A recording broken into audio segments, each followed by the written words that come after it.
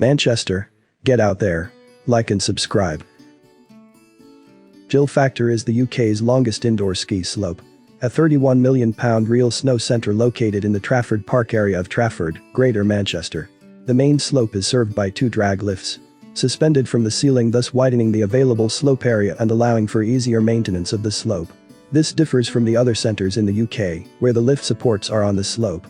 In addition to the main slope, the centre features a beginner slope, a luge track, and dedicated snowplay and tubing areas. Other activities include airboarding, snowscoot and sledging. Just going to watch someone who can't use the drag lifts is possibly one of the funniest things you can ever see. We can't recommend this place enough. Eno Falls Adventure Golf is one of the UK's biggest adventure golf courses. Now featuring 36 holes of dinosaur-themed adventure golf, take an adventure along the original Rapids course, featuring the famous T-Rex, mischievous Triceratops and surprise stunt at hole 16. Embark on the ultimate adventure on the volcano course, complete with colossal erupting volcano, opened in December 2019. Get a hole-in-one on hole 16 and tell them we sent you. And you win £1,000 worth of Woolies vouchers. Another highly recommended day out. Info about locations in the video are below in the description. If you're enjoying the video, please like and subscribe. And if mini golf is not your thing, why not try skydiving? Situated in the heart of Trafford City, you can soar like a bird in the first 14 feet, 4.3 meter diameter iFly wind tunnel to be built in the UK. With wheelchair access and highly trained instructors, they welcome flyers of all abilities. So yes, you can snowboard, play golf next to a volcano, and then go skydiving. This is shaping up to be one hell of a day. And it's not over yet. Trafford Golf Centre Driving Range. This isn't a great place to get your anger out, as somebody spends your hard-earned money next door in the Trafford Centre. The Trafford Centre opened in 1998 and is the 3rd largest shopping centre in the United Kingdom by retail size. It was developed by the Peel Group and sold to Capital Shopping Centres, later to become Into Properties in 2013, following a £1.65 billion sale in 2011. The largest single property acquisition in British history. As of 2017, the centre has a market value of £2.312 billion. After the previous owner Into Properties had entered administration in June 2020. The centre was placed into receivership by its creditors in November 2020 and ownership transferred to the Trafford Centre Limited. In December 2020, the Canada Pension Plan Investment Board, who had loaned Into £250 million in 2017, exercised their rights as creditors to acquire the shares from the administrators and take ownership of the complex. Leave a comment below if you think this place will survive. Manchester Central Railway Station is a former railway station in Manchester city centre. One of Manchester's main railway terminals between 1880 and 1969, it has been converted into an exhibition and conference centre, originally known as GMEX. Manchester Metrolink is a tram/light rail system in Manchester. The network has 99 stops along 65 miles, 105 kilometres of standard gauge track, making it the most extensive light rail system in the United Kingdom. Manchester Mayfield is a former railway station in Manchester. On the south side of Fairfield Street next to Manchester Piccadilly Station. Opened in 1910, Mayfield was constructed as a 4-platform relief station adjacent to Piccadilly to alleviate overcrowding. In 1960, the station was closed to passengers and, in 1986, it was permanently closed to all services, having seen further use as a parcel depot. The interior of the station was used in prime suspect as a drug dealer's haunt. It was also used as a double for Sheffield railway station in the last train. The roadside building was gutted by a fire in 2005. Proposals were put forward in 2009 by the Greater Manchester Integrated Transport Authority for reinstating Mayfield as an operational station to alleviate capacity problems at Piccadilly Station. However, as part of the Northern Hub Railway Development Scheme across Northern England, Network Rail now plans to increase capacity on the existing Oxford Road Piccadilly route by widening the viaducts and adding 2 additional platforms, 15 and 16, to the south side of Piccadilly Station. There are no plans to reopen Mayfield Station for public transport. The Metrolink can get you to most places in the city, and for a very cheap price. Get yourself a ticket to travel anywhere and you can explore Manchester. All with the added bonus of great views. On 20th July 1992, the tram station was first opened, originally being known as Piccadilly Undercroft, as the stop was located directly underneath the main line station.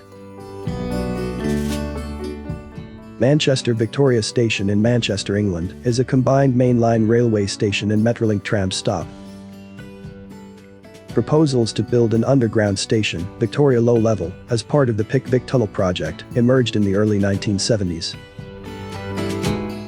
Manchester has made a great mixture of a modern city and old industry, and has built very well upon its past. The converted arches on Whitworth Street West are home to some of the most popular bars in Manchester. And heck, some of the most rowdy. A hubbub of late-night activity all through the week, the Deansgate bars are known for a fun-loving and youthful crowd. From tiki joints and pocket-friendly boozers to rooftop haunts and gratifying grub, try this rambunctious road for some of Manchester's most beloved party. Manchester Central Library is the headquarters of the city's Library and Information Service in Manchester. Facing St. Peter's Square, it was designed by E. Vincent Harris and constructed between 1930 and 1934. The form of the building, a columned portico attached to a rotunda domed structure, is loosely derived from the Pantheon, Rome.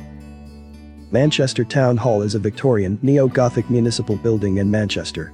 The Town Hall was completed in 1877. The building contains Ford Madox Brown's imposing Manchester murals illustrating the history of the city. The Hilton Manchester Deansgate is a hotel in the city centre of Manchester. The hotel is housed within the 47-story mixed-use skyscraper with the highest residential living space. Beetham Tower, also known as the Hilton Tower. The architect of the building described it as the UK's first proper skyscraper outside London. One Angel Square is an office building in Manchester. Construction work began in 2010 and was completed in February 2013. It is one of the most sustainable large buildings in Europe and is built to an outstanding rating. It is powered by a biodiesel cogeneration plant using rapeseed oil to provide electricity and heat. Debenhams was founded in 1778 as a single store in London and grew to 178 locations. Soon to leave the high street for good. Such a British icon gone forever. What will we lose next? Leave a comment below. The rise of rust. River Street and Manchester's angry steel towers. The rigid discipline of the building aside, what passers-by chiefly notice is the use of Corten steel. People will be familiar with this material now, a weathering steel that is low maintenance as it rusts itself into a settled orange. River Street Tower is now the tallest Corten-clad tower in the UK. Deansgate Square, formerly known as Owen Street, is a skyscraper cluster on the southern edge of Manchester city centre, consisting of 4 skyscrapers. The highest is 201 metres, 659 feet, tall. The site is just south of Deansgate railway station and north of the Mancunian Way, bounded by Old Deansgate, Pond Street, Owen Street and the River Medlock. Manchester City Council adopted a framework in the early 2000s, known as the Great Jackson Street Development Framework. Undisclosed, estimated to be in excess of £385 million.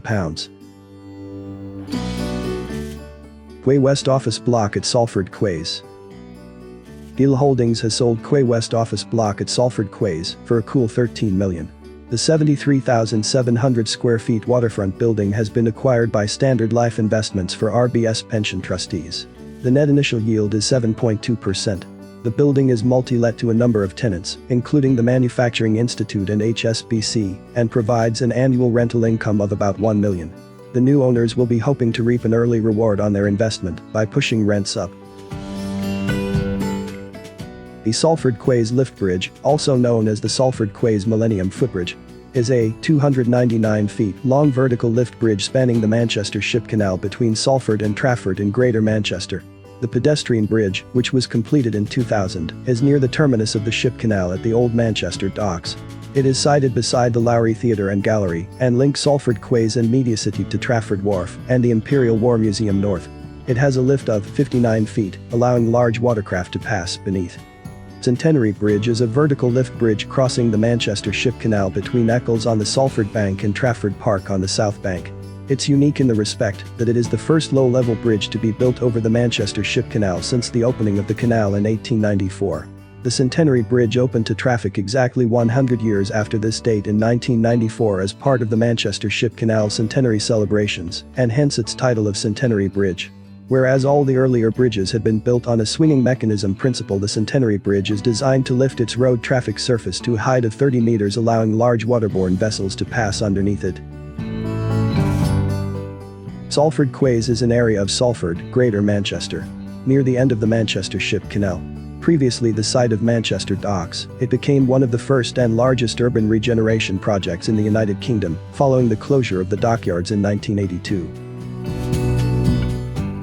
MediaCity is a 200-acre mixed-use property development on the banks of the Manchester Ship Canal in Salford and Trafford, Greater Manchester.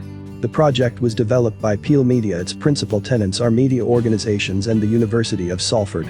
The land occupied by the development was part of the Port of Manchester and Manchester Docks. The BBC signalled its intention to move jobs to Manchester in 2004, and the Salford Quays site was chosen in 2006.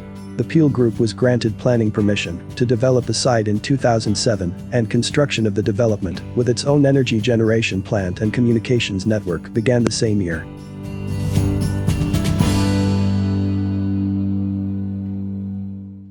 Salford Quays have come a long way from what they used to be. If you were to look back a few years, it was a totally different place.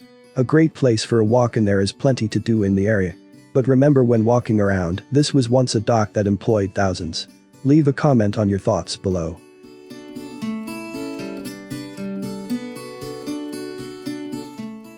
You can also get to and from MediaCity on the Metrolink.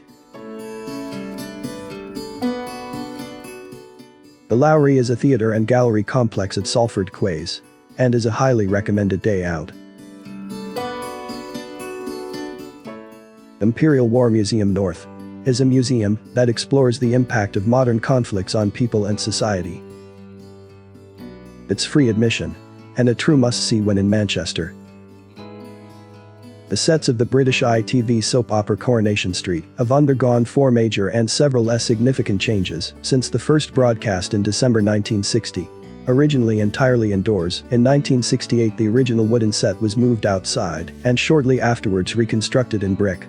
In 1982 the set was entirely rebuilt in a new location. The current set, brought into use in 2013, is based at the ITV Trafford Wharf Studios backlot, MediaCity in Trafford. As of 2021, it consists of early 20th century terraced houses, with a public house, the Rover's Return, at one end, and a corner shop at the other. The other side of the street consists of a factory, 2 shop units, a garage and 3 semi-detached houses, all appearing to have been constructed in the late 1980s. St. James Building is a high-rise, Grade 2 listed building on Oxford Street, Manchester. Completed in 1912. The building was constructed in the Edwardian Baroque style. Piccadilly Gardens is a great place to catch a breath, take a break, and regroup. It's also a great place to meet locals and get some advice off people from the area. Skyline Central is an elite apartment complex in Manchester, which dominates the skyline in the northern quarter as Manchester's 11th tallest building at a height of 210 feet. It is known for the luxurious lifestyle it offers its inhabitants over its 18 floors. Industry like this was once the beating heart of the city, now sits as a silent reminder. The majority of the mills and factories have been turned into apartments and offices. I wonder if the same is now happening to the high street. You have to admire the brickwork on some of these buildings. Imagine the manpower, skill and labor it must have required. The National Football Museum is England's National Museum of Football. It is based in the Urbis building in Manchester city centre and preserves, conserves and displays important collections of football memorabilia. The museum was originally based in Deepdale, Preston, Lancashire, but moved to Manchester in 2012. At around £10 for adults and £5 for children. If you like football, it's a must. The Manchester Arena is an indoor arena in Manchester, partly above Manchester Victoria Station. The arena has the highest seating capacity of any indoor venue in the United Kingdom and is one of the world's busiest indoor arenas. The arena was temporarily closed following a terror attack by a suicide bomber on 22nd of May 2017, in which a suicide bomber killed 22 people and injured 500 more at the end of an Ariana Grande concert during her Dangerous Woman tour. Foreign Exchange, Manchester is a Grade 2 listed building in Manchester. The building was originally used as a corn exchange and was previously named the Corn and Produce Exchange and subsequently the Triangle. Following the IRA bomb in 1996 it was renovated and was a modern shopping centre till July 2014. It now houses a food court and is a great place to stop. All the latest mainstream movies are shown at this state-of-the-art chain cinema. Hopefully it will make it through the pandemic. Leave a comment below on what you think will happen. So all in all, Manchester is a huge industry/modern city with everything from great food to angry skyscrapers, and all with a pinch of extreme sports. What more do you want? Thanks for watching, like and subscribe.